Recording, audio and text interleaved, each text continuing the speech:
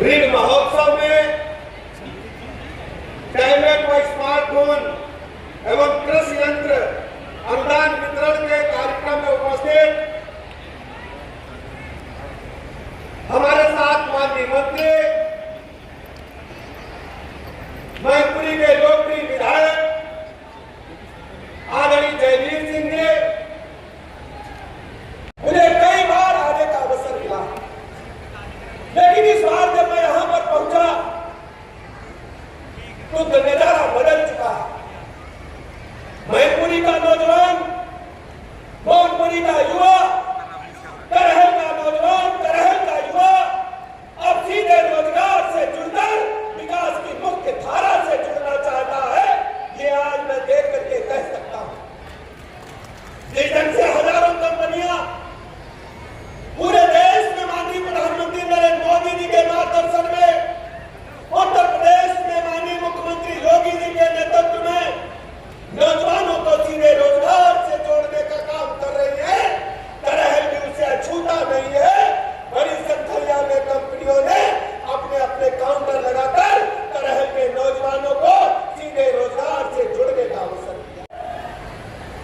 इस प्रदेश में समाजवादी पार्टी की सरकार थी। 17 से पहले प्रदेश का हालात क्या था हम लोग अपने आंखों से देखे हैं। चाहे करहल की धरती हो, चाहे मैनपुरी हो, चाहे इटावा हो, चाहे कानपुर हो, चाहे आगरा हो, गुंडे, बदमाश, माफिया, लुच्चे, लफंगे एक एक गाड़ी में 10-10 बंदूकें भर करके चलते थे। भले आदमी का, बुजुर्ग आदमी का, व्यापारी का, किसान का, माताओं बहनों का, छात्रों का सड़क पर निकलना मुश्किल था। व्यापारी सोचते थे कि 3 बस्ते बिक्री का रुपया घर पहुंचा दे। भट्टे के लोग सोचते थे कि बीटा का बिक्री तो हो जाएगा, लेकिन पकड़ करने के लिए चंबल से लोग आएंगे और संरक्षण पड़ोस के जनपद से मिलेगा। ये हमारे व्यापारी सोचने का काम करते थे। आज परिस्थितियां क्या है हम लोगों ने अपनी आंखों से देखा है। मैनपुरी, एटा, इटावा, कानपुर से लेकर आगरा तक की जो सरजमी है, ये आतंक का पर्याय था। भले आदमी का निकलना मुश्किल था। हमारी माता बहनें ढेर सारी यहां बैठी हैं। आप सोचिए 17 से पहले मैनपुरी का हालत क्या था। आगरा से लेकर 5 तक हमारा बेटा, हमारी बेटी पढ़ने के लिए इंटर कॉलेज में, डिग्री कॉलेज में गई है तो शाम होते होते मन धुक करने लगता था कि हमारी बेटी सूर्यास्त से पहले घर आ जाए, पता नहीं क्या होगा। किसी के माई के लाल के हिम्मत नहीं है कि हमारी बेटी की तरफ बुरी नजर से देखने का काम करे। कानून के तहत कड़ी कार्रवाई करने का काम आपकी अपनी सरकार ने प्रदेश में करने का काम किया। आज गुंडे, बदमाश, माफिया, लुच्चे, लफंगे गले में तख्ती लटका करके घूम रहे हैं कि हमको गिरफ्तार करके जेल में डाल दो, लेकिन अब हम गुंडे और अराजकता कुछ गुंडे माफिया है जिनको जेल में भी डर लगता है, उनको जेल में भी अच्छा नहीं लग रहा। अब गुंडे माफियों में डर है, प्रदेश की जनता अमन चैन के साथ रहने का काम कर रही है। 4-5 मुख्य विषय होते हैं, पानी, बिजली, सड़क, स्कूल, अस्पताल, जिनके आधार पर जनता के जीवन यापन को सामान्य जिंदगी से बेहतर बनाने का काम हमारी सरकारों ने किया। प्रदेश की सरकार हो, आप तुलनात्मक अध्ययन करिए। 14 से पहले देश का क्या हालत था और 17 से पहले प्रदेश का क्या हालत था। 14 से पहले भारत में कांग्रेस पार्टी की यूपीए की सरकार थी। भ्रष्टाचार के दलदल में डूबी हुई सरकार थी। दुनिया में जितने भी राष्ट्र हैं, भ्रष्टाचार करने वाले देशों की सूची में यूपीए की कांग्रेस पार्टी की सरकार का बहुत नंबर तेजी के साथ आगे बढ़ रहा था।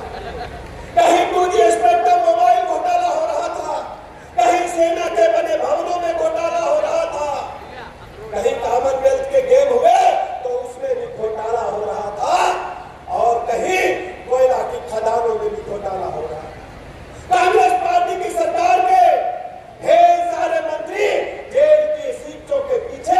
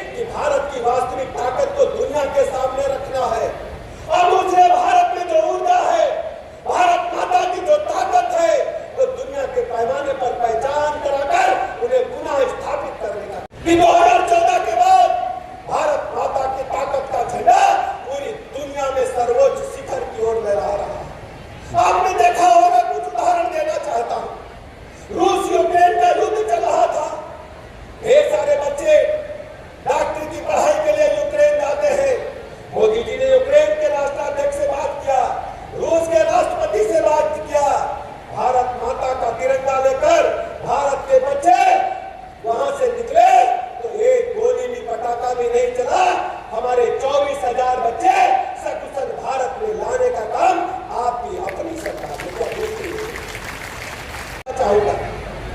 पहले पाकिस्तान आता था, उनके प्रायोजित आतंकवादी आते थे भारत में, हमला करके जाते थे, निरीह लोगों पर, व्यापारियों पर, आम जनता पर गोलियां बरसा करके जाते थे। लेकिन जब पुलवामा में अटैक हुआ तो मोदी जी ने कहा था कि दुश्मन को उसके घर में घुस करके मारेंगे। भारत की सेनाओं ने पूरी दुनिया के सामने एयर स्ट्राइक भी किया और फिजिकल स्ट्राइक भी किया। आतंकवादियों को, एक्टों को पाकिस्तान में घुस करके नेस्तनाबूद करने का काम आपकी सेना ने, आपकी सरकार ने किया। हम फख्र के साथ कह सकते हैं, हम उस देश में रहते हैं जिस देश के अंदर ताकत है कि अपने दुश्मन को उस देश में, दुश्मन देश में घुस करके निपटाने की ताकत भारत रखता है। ये आपके वोट की ताकत की वजह से माननीय मोदी जी ने संभव करके दिखाने का। हम कह सकते हैं जिन मशीन गनों को, टैंकों को, ढेर सारी सामग्री को हम दुनिया के दूसरे देशों से खरीदने का काम करते थे, आज भारत रक्षा उत्पादन में आत्मनिर्भरता की ओर आगे बढ़ रहा है और भारत माता का झंडा पूरी दुनिया देखने का काम कर रही है। शुचिता के साथ भारत आगे बढ़ने का काम कर रहा है। बड़े बड़े अर्थशास्त्री मानते हैं कि भारत शीघ्र ही तीसरी बड़ी आर्थिक ताकत बनी है। इसके पीछे आप सबकी ताकत है। आपने मोदी जी को जिताया, कमल का बटन दबाया तो मोदी जी ने भारत की अर्थव्यवस्था को ऊपर उठाने का काम किया। जिन लोगों ने 200 साल हमको, आपको गुलाम रखा अंग्रेजों ने, इंग्लैंड ने, भारत की अर्थव्यवस्था में उनको पीछे धकेल करके आज भारत 5वीं बड़ी आर्थिक ताकत दुनिया के पैमाने पर बन चुका है। तो दुनिया के बड़े बड़े अर्थशास्त्री मानते हैं कि भारत शीघ्र तीसरी बड़ी आर्थिक ताकत बन करके उभरेगा और यह संभव आपकी वजह से हुआ है, माननीय मोदी जी के नेतृत्व में संभव हुआ। भारतीय जनता पार्टी की सरकार है, योगी जी की सरकार है। 17 से पहले कानून व्यवस्था के साथ साथ ढेर सारे मुद्दों पर परिवर्तन हुआ है। आज हम कह सकते हैं कि सर्वाधिक एक्सप्रेसवेज वाला यदि कोई राज्य है तो उत्तर प्रदेश है। 6 एक्सप्रेसवेज बन करके पूरी तरह से काम कर रहे हैं और 6 पाइपलाइन में है, शीघ्र ही उनका लोकार्पण होने वाला है। बिजली के बारे में आप जानते हैं, बिजली कहाँ आती थी? भोजपुरी के लोगों याद करिए, सरभई में बिजली आती थी लेकिन करहल में बत्ती नहीं आती। एक हफ्ता दिन में बत्ती आती थी, एक हफ्ता रात में बत्ती आती थी। लेकिन माननीय योगी जी की सरकार ने, भारतीय जनता पार्टी की सरकार ने प्रदेश के 75 जिलों को बराबर बिजली दे करके सबको सुख सुविधा पूर्वक जीवन जीने का हक देने का काम किया। हमारे बच्चे पीछे बैठे हैं। इंटर हाई स्कूल का इम्तिहान होता था तो लालटेन की रोशनी में, कुप्पी की रोशनी में, ढबरी की रोशनी में पढ़ने का काम करते थे। लेकिन सुदूर गांवों को भी बिजली का कनेक्शन देकर के उनको भी सुख सुविधापूर्ण जीवन जीने का हक देने का काम आपकी सरकार ने काम माननीय मोदी जी की योजना की वजह से संभव है। पीने के पानी के लिए आप जानते हैं, हम लोग जब भी प्रतिनिधिगढ़ दौरे पर जाते थे, इंडिया मार्ट का नल की डिमांड होती थी। कौन सोचता था कि घर घर नल से जल पहुंचाने का काम कोई सरकार कर पाएगी? लेकिन माननीय मोदी जी ने जल जीवन मिशन प्रारंभ किया। जल जीवन मिशन के माध्यम से हर घर शुद्ध पेयजल, पानी की टंकी, पाइपलाइन बिछाकर पहुंचाने का काम तेजी के साथ चल रहा है। ये काम आपके वोट की ताकत में संभव करके हमारे बेसिक शिक्षा के स्कूलों का हाल बुरा था, तबेले खोल दिए गए थे। लेकिन आज बेसिक शिक्षा के स्कूलों में हमारे पास 1,92,00,000 बच्चे उच्च कोटि की शिक्षा ग्रहण कर रहे हैं और समाजवादी पार्टी के शासनकाल में यह आंकड़ा 1,12,00,000 ड्रॉप आउट होते हो गया। सब कुछ बदल रहा है।